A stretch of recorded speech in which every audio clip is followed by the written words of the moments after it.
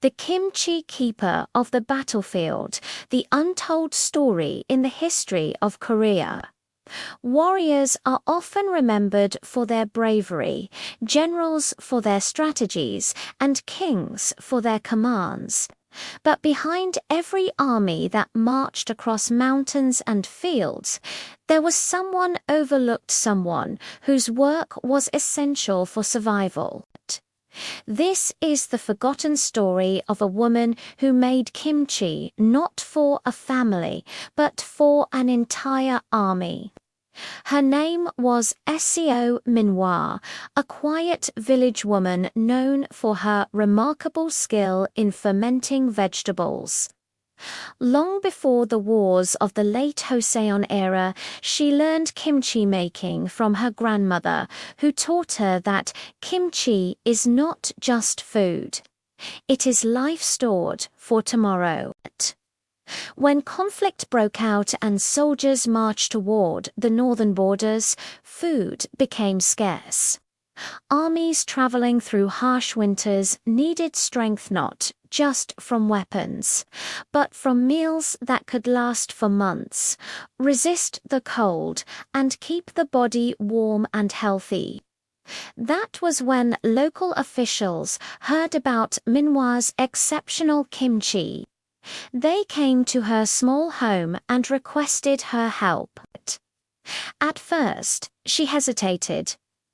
"How can one woman feed an army?" she asked.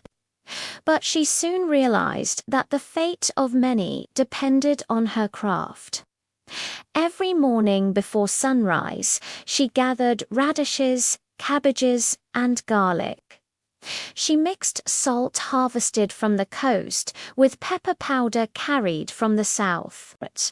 She worked with precision, balancing freshness, spice, and fermentation time so the kimchi would survive long journeys. Her house became a secret supply station. Jars covered every corner, sealed tightly with clay lids.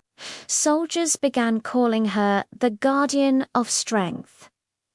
Months later, during a brutal winter campaign, Minhwa traveled to the field herself to deliver her largest batch. The soldiers welcomed her like family.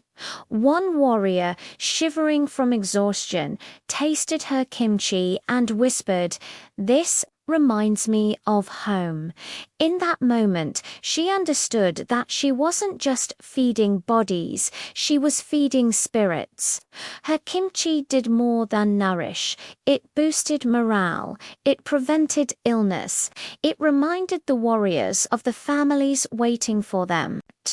But her most heroic act came when supply lines were cut off and the army was surrounded. With only a small group of helpers, she snuck through forests at night, carrying heavy jars on her back. If caught, she would have been mistaken for a spy. Yet she continued, knowing the soldiers would not survive without food. Her bravery kept hundreds alive until reinforcements arrived. When the war ended, generals were awarded medals. Soldiers were honored. But Minhwa returned quietly to her village, never seeking recognition. Her story faded into history, hidden behind the glory of battle.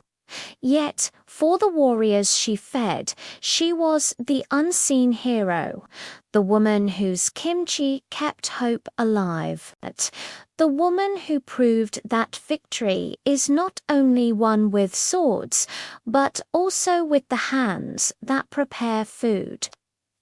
Today, she remains a symbol of the countless unnamed individuals who supported Korea through hardship, shaping history in ways that were never recorded. This is the untold story of the kimchi maker who fed Korea's warriors, a hero whose courage deserves to be remembered.